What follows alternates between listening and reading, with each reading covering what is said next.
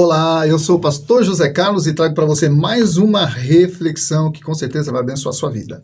E antes, caso você não seja inscrito, peço encarecidamente que você se inscreva no canal, que você dê um joinha e que você compartilhe se você achar o vídeo relevante, é claro. E eu quero falar sobre as festas juninas, né? E o tema então é nos bastidores das festas juninas. Vamos lá então?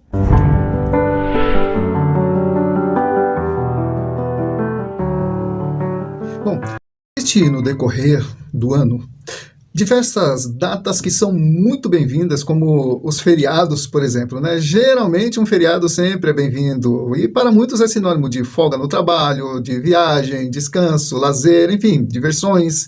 Mas há algo muito sério por detrás de alguns desses feriados, que são os dias chamados dias santos.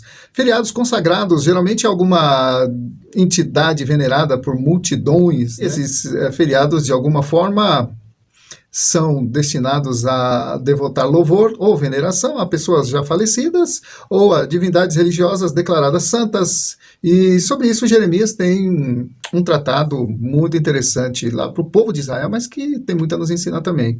Jeremias capítulo 7, versículos 17 a 19, diz algo muito interessante sobre esse tema. Olha só. Acaso não vês tu o que andam fazendo nas cidades de Judá e nas ruas de Jerusalém? Os filhos apanham a lenha, os pais acendem o fogo e as mulheres amassam a farinha para se fazerem bolos, né, à rainha dos céus. E oferecem libações a outros deuses para me provocarem a ira. Acaso é a mim que eles provocam a ira, diz o Senhor, e não antes a si mesmos, para a sua própria vergonha? E é sobre isso que eu quero fazer algumas considerações com você. A primeira delas é divertido, mas perigoso. Nós, seres humanos, somos tão propensos a pecar que o inimigo não precisa fazer muito esforço para nos seduzir a fazer o que é errado ou para nos derrubar, né? Basta ele colorir o pecado com o tom da diversão, colorir nas cores que nos atraem. Afinal, Deus quer que sejamos felizes, não é mesmo? Pois é. É necessário, no entanto, amados, que nós, como filhos de Deus, tenhamos uma postura de santidade para não sermos cúmplices dessas práticas antibíblicas e assim incorremos na condenação daqueles que fazem exatamente o que Deus mais odeia, né? Ouça o que diz em Efésios capítulo 5, versículos 6 a 11. Ninguém vos engane com palavras vãs, porque por essas coisas vem a ira de Deus sobre os filhos da desobediência. Portanto, não sejais participante com eles, pois outrora erais trevas, mas agora sois luz no Senhor. Andai como filhos da luz, porque o fruto da luz consiste em toda bondade, justiça e verdade, provando sempre o que é agradável ao Senhor. Olha só, ao Senhor e não a você somente. E não sejais cúmplices nas obras infrutíferas das trevas, antes, porém, reprovai-as. Já na época do apóstolo Paulo, amados, existiam festividades, existiam cerimoniais que faziam jus a divindades que a Bíblia condena. Tá? Então o apóstolo Paulo ele já estava advertindo os crentes da igreja daquela época, e serve para nós também, porque mudou-se o cenário, mudaram-se os personagens, mas as festas parecem ser as mesmas, né? Ou seja, tem alguma similaridade, né, com o que estamos vivendo hoje em relação à época do apóstolo Paulo, né? E o que nos leva à segunda reflexão, que parece brincadeira, mas não é. Devemos ter em mente, amado, que não se trata apenas de uma simples festa inofensiva, de diversão, de folia, desprovida de qualquer teor espiritual, mas de uma invocação declarada ou subliminar a entidades espirituais, muitas vezes malignas. O inimigo, através dos tempos, vem mudando sua estratégia de destruição. O que é hoje uma festa divertida, familiar, com fogueiras, fogos de artifícios, danças e comidas típicas e orgias, está associado a uma prática pagã, na qual se eram cultuadas divindades ou invocadas e adoradas, né, entidades espirituais pelos povos pagãos. Ouça o que o apóstolo diz em 2 Coríntios 6, 14 a 18. Não vos ponhais em julgo desigual com os incrédulos. Portanto, que sociedade pode haver entre a justiça e a iniquidade?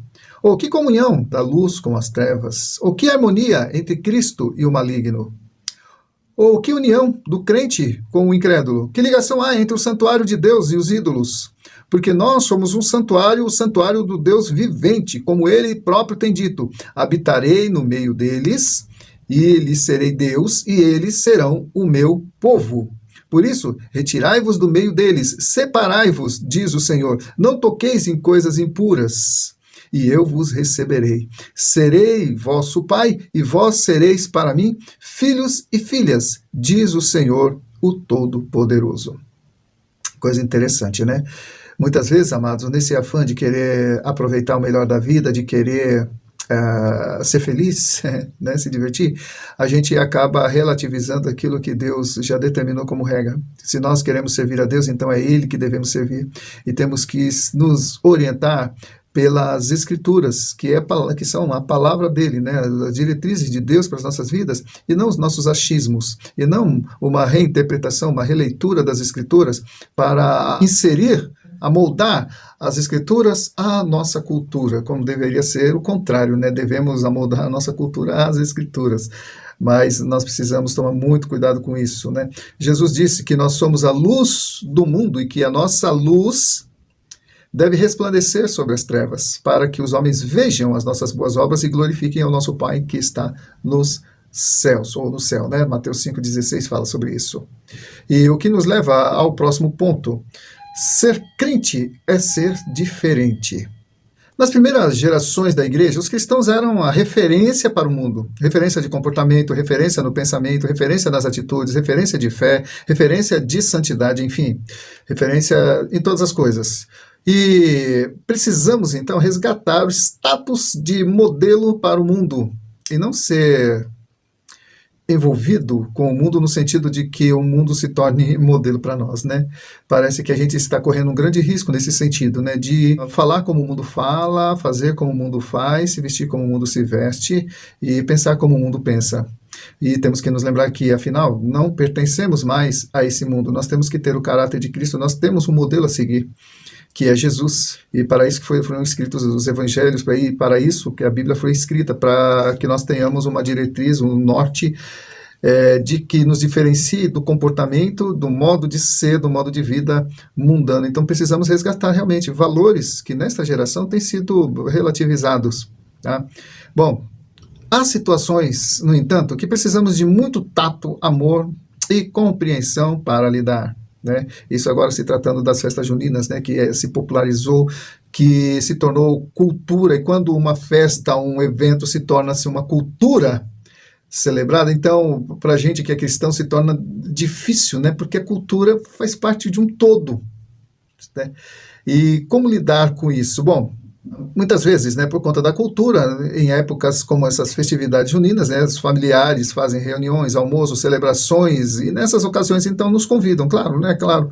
E eu, né, participo, e sugiro que você também participe, né, se você quiser ganhar a sua família para Jesus. Porém, nós precisamos ter discernimento, né, dentro desse contexto onde nós estamos. Tá? Jesus disse na sua oração sacerdotal: Pai, eu não peço que os tires do mundo, mas que os livres do mal. Ou seja, nós estamos no mundo rodeado de ideologias, rodeados de comportamentos nocivos à palavra de Deus, e nós estamos no meio deles. E nós não podemos fazer como nos mosteiros, né, os monásticos, para se livrar do pecado, da carne, das influências do mundo. Então eles se recolhiam em mosteiros e viviam ali isoladamente, o que de fato não funcionou, porque se nós somos luz, nós temos que brilhar onde há trevas, né? Senão não há necessidade da luz, na verdade. É nas trevas que nós temos que brilhar. Mas voltando aqui, de repente você é convidado para um almoço, um jantar, uma festa na casa de um parente ou de familiares, e aí como crente vai dizer: não posso ir, né? Você pode ir. Como assim, pastor? Eu posso então participar dessas festas juninas? Deixa eu falar aqui uma coisa para você, só para você entender. Não estou, como é que se diz, fazendo apologia a isso, né, dizendo que crente não pode participar dessas coisas. Não é bem assim. Tá? Jesus, ele é o nosso modelo e é ele que nós devemos copiar. Então, olha, Jesus participaria de festas como essas? Antes de responder, eu já vou dar a minha resposta. Sim, Jesus, ele comia com publicanos, ele comia com pecadores, e ele almoçou na casa de Zaqueu, o que despertou a ira e a indignação dos fariseus, dos religiosos daquela época. Mas tinha uma coisa que Jesus fazia quando ele estava nesse meio. Ele influenciava as pessoas, ele não era influenciado, ele estava ali para cumprir um propósito, para ser luz naquele lugar. Se você é luz, então é nas trevas que você tem que brilhar. E eu conheço pessoas, e respeito inclusive, né? Pessoas que em festas, vai ter um almoço com comidas típicas de festas juninas na casa, né? Dos parentes, dos pais, enfim, e ela não vai porque agora ela se converteu, agora ela é crente. Não, eu acho que você deve ir, participa ali, contanto que você seja testemunho de Deus naquele lugar, né? Claro que você não vai se embriagar, claro que você não vai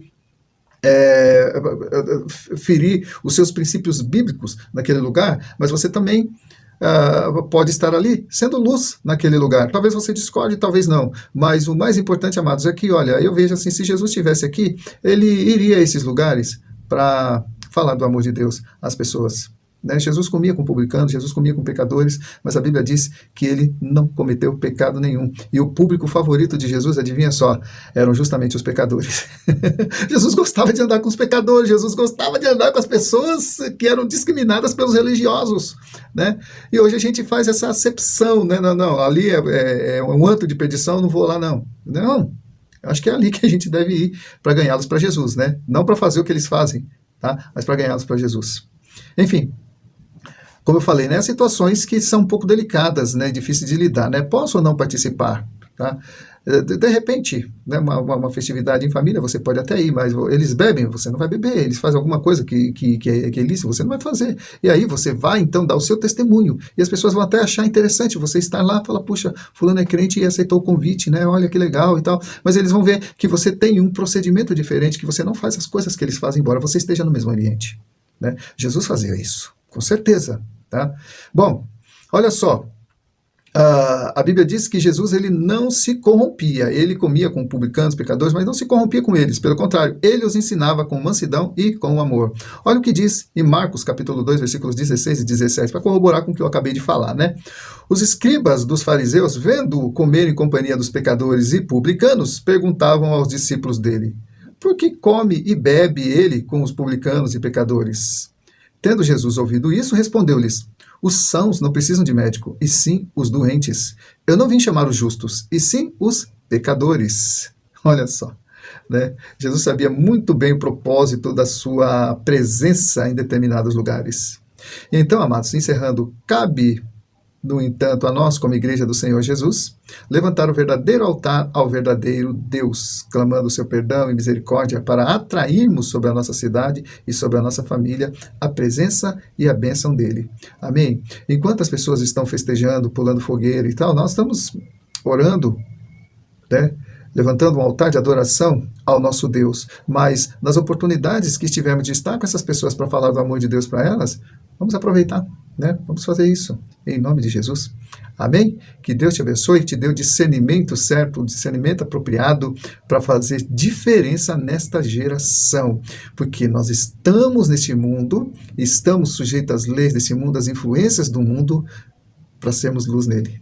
Tá? E não para nos misturarmos com as trevas. Jesus diz que nós somos o sal da terra. Para que serve o sal? Para conservar, para dar sabor. Se o sal perder as suas propriedades, né, de dar sabor, de conservar, ele não presta para mais nada a não ser para ser pisado pelos homens. É exatamente isso que Jesus fala. Então temos que ser a luz do mundo e o sal da terra, mesmo nos lugares mais obscuros e nas situações mais inusitadas, né? Como a festa junina, por exemplo, que nós como crentes temos algumas restrições, né? Mas eu posso estar ali? Posso, desde que eu seja a luz naquele lugar. Amém? Que Deus te abençoe. Se esse vídeo te esclareceu alguma coisa, te abençoou de alguma forma, então compartilhe, se inscreva no canal e dê um like, tá bom? Para que o YouTube entenda a relevância dele, tá? E até o nosso próximo vídeo, então, se Deus assim permitir. Deus abençoe.